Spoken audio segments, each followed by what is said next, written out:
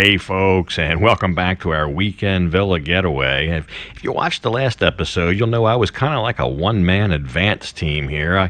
I came down to Bang Saray here on my own early to check in at the villa, scope it out, and take care of all the business before all the guests arrive. But they have arrived, as you see here. So let's take them inside and get their reactions to this fabulous villa here in Bang Saray. So we'll just jump right into it.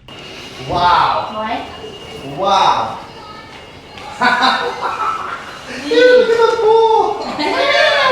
pool. Wow. Okay, Mike. Holy, yes, very okay. I think he likes it. I think they all like it. Oh my God.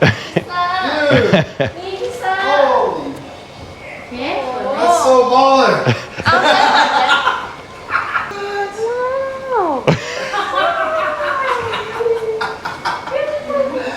That's so sick. Oh, I love it. I'm so relieved they like it. I thought for a minute, So I guess everybody's initial reaction was about the same. They were all looking for those Instagram moments, for selfies and photos, and it surprised me. Other than the pool and the first level where you have to go to walk in, that's all they saw. Nobody went upstairs. Pictures were flying, drinks were pouring. Nobody had even been upstairs yet. So I thought that was a little odd. But they're enjoying themselves, and after all, that's why they're here. So good on them. So at least one person did have some real business to get down to. I told you in the last episode, V was under the impression that we would be barbecuing here. But I could not find or locate a barbecue grill anywhere on the premises, so she made a call, and a couple minutes later, this happened. Some guys showed up. The one there, he's got some sawhorses. He'll make a table. Out of those. The other gentleman here with a barbecue grill. He's got to put that together. But here's where my head was: if they have 2 and 3 LCD TVs in each villa, why couldn't they have a barbecue grill in each villa? It can't cost that much. But anyway, that's just how they do. Maybe they don't want it there to crowd the pool area or something. I'm not sure. But they set that up ad hoc once you ask for it, and that's, of course, what they did. They also brought our complimentary bottle of wine, which you see right there.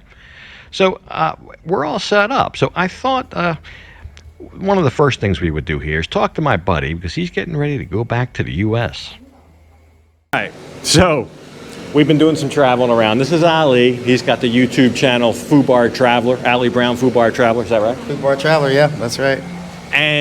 But here's the thing. By the time you guys are watching this video, he'll be back in the U.S. or at least on a plane, but I think he'll be back in the U.S. This is like your second to last night here. Yeah. Long story short, came from the U.S., had to get the vaccine, had to do all the pre-flight things, had to get a visa, had to go through ASQ when he got here. That's a 2-week quarantine. And when he got here, the day he got here, basically they closed up everything in his face. The big question I have, and that you might be curious about too, was it worth it? Overall, I'd have to say yes. Yes, absolutely, it was worth it. Being in Pattaya, even on a lockdown, was still better than being stateside, fully open. Hands down. There's more to do, more to see, more friends to visit, more adventures to get into than any given day that I've had in California. Not the best case scenario for me in particular. It was like the worst case scenario. Yeah. Trying to be positive, but hey. You did get like one good night when you were here. The first night you were out, so you got to hit the town right out of quarantine. What was that like? Where did you go? What did you do? So right out the gate, I went to my bar, Bangkok bar, checked in, saw that everything was cool. Then I headed right on over to La Pub in Walking Street, saw Phil, Mr. Egg, and right off the jump, he welcomed me, was totally cool, had drinks with me, introduced me to Graham and Ben, two local guys here that have been mixing it up and stuff. That's nice. And from there, right off the bat, didn't even know these guys, not 1 minute. They started calling me brother and took me right on over to the Hacienda where I walked in from the jump. Right off the bat, Rodney was like, hey! And just everybody at the Hacienda was fantastic. And it wasn't like I was just any average tourist that just walked in and they're just like, hey, have a drink and sit down and maybe I'll chat it up with you. No, they were like, come here, let me buy you a drink, buddy. Oh, how you doing? I mean, it was like, it was treating better than family. Better than family. I couldn't ask for a better night with a greater bunch of people. I couldn't ask for it. I think you went to a couple good places there.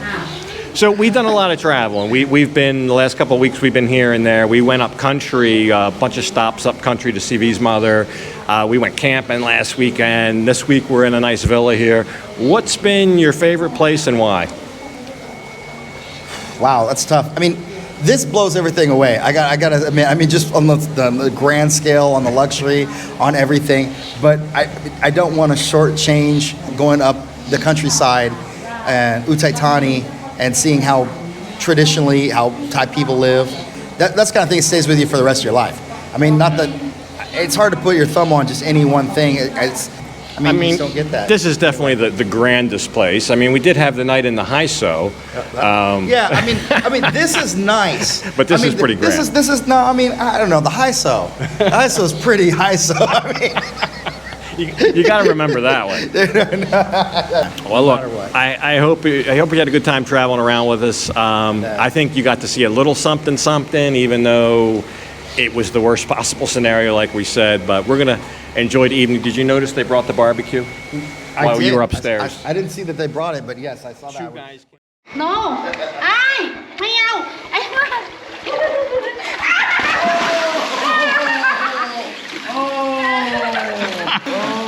Oops. Someone's sleeping on the couch tonight.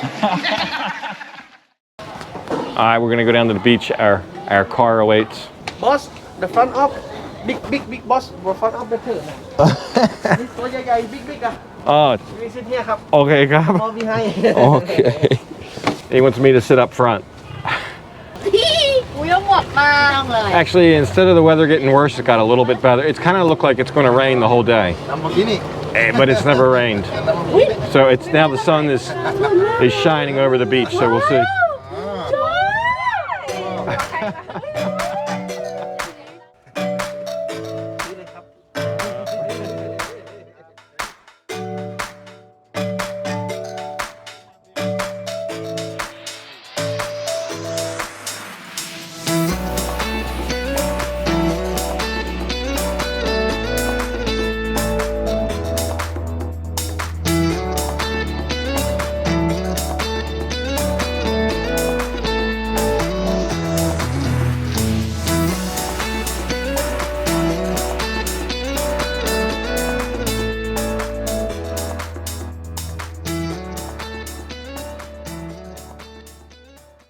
So the guy's getting buried in the sand, and the sand will like clean his pores or something, and like I guess exfoliate his skin.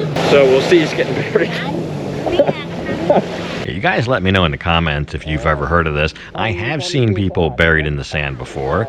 I just thought they were playing, just horsing around on the beach, but apparently maybe some medicinal benefits. So I guess that's how you do it. Just bury yourself in the sand, and let me know if you've ever heard of that before. I don't know. I guess there might be like little microbes or something that eat dead skin. That's basically, I think, the defoliating or exfoliating process is to get rid of the dead skin, the dried skin, and I guess that's what works. Look at this. We got lottery service right here. We only been here like a minute. We already got lottery service.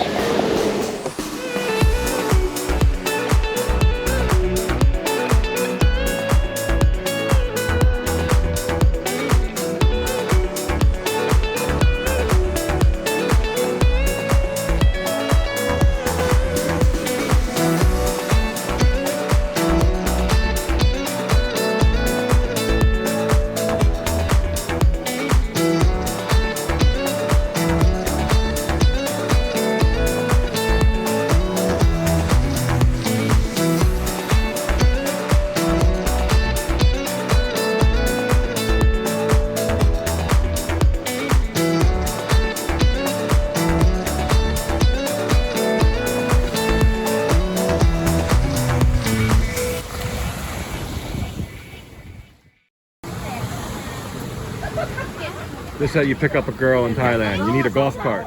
So after a quick outing to the beach, it was back to the villa, and it was getting around that time of day to call back to the front desk and have those barbecue guys back. You see, in addition to setting it up, they'll also apparently come and start it for you whenever you're ready. So we got back, and we made the call, and a couple minutes later, here they are. That's how they did it this week. They put a gel. They took some kind of gel substance, like a lighter fluid gel, and dumped it on the charcoal. Bigger pieces of charcoal too. I've not seen charcoal like that here before. Usually it's this odd shaped briquettes. These are all uniform size and shaped briquettes, larger briquettes. But anyway, they put the gel on and sparked it up. And I guess in no time we'll be grilling.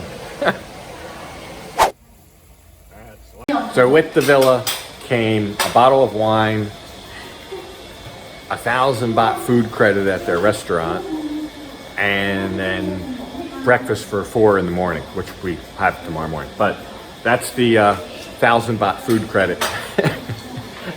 So we just ordered, we didn't go to the restaurant, we just ordered and had them bring it here. So I just let the girl, they got a pizza, a spaghetti, and a nice piece of salmon, nice looking piece of salmon. So of course it's a hotel restaurant, it's gonna be a little bit pricier, but that was included. So you might as well say you got dinner and breakfast, plus the bottle of wine, so plus all the service. So, you know, taking us to the beach, starting the barbecue grill, bringing us ice, everything what we've needed. That's the difference here. Normal villa that you can rent somewhere, that's not going to be a thing. You're kind of there, anything you need, you know, which if you're going to be there for a while, that's probably fine. But for one night, it's nice to have the hotel amenities in a villa package. That's what we have. So everything is coming off the grill. Sure smells good.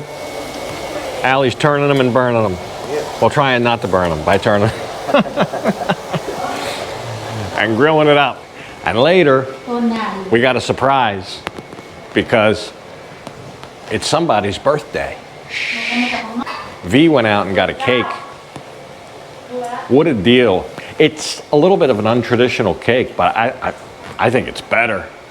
And I bought a cake for her birthday. I don't know if you watched that episode or not, but it was almost 1,000 baht. It was a very nice cake, and I was very happy with it.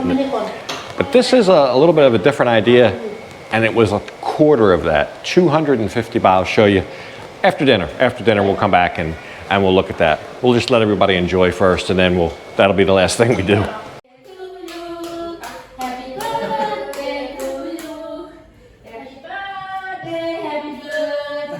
So this is what I'm talking about. It's like I said, a little bit of an untraditional cake. It's a cake made up of individual slices of other cakes. Those slices are 25 baht a piece, so 10 slices, 250 baht. I think it's lovely.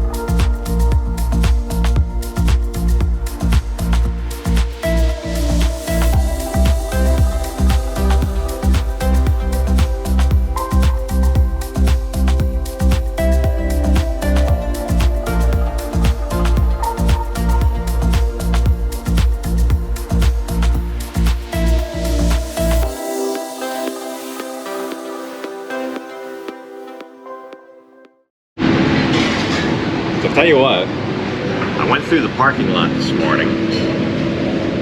27 cars here. That doesn't mean, now keep in mind, we don't even have a car here. But that still doesn't mean that's 27 rooms. That would be about half. Oh. Okay. Thank you. So my custom ordered breakfast has arrived, but that's like half the rooms. There you go, 50% occupancy. I would guess a good amount of people turning up for breakfast. It's Friday morning, so it was a Thursday night, middle of the week, and not a holiday. This is not a holiday weekend or anything. It's a normal weeknight in the middle of the week. So, despite the price,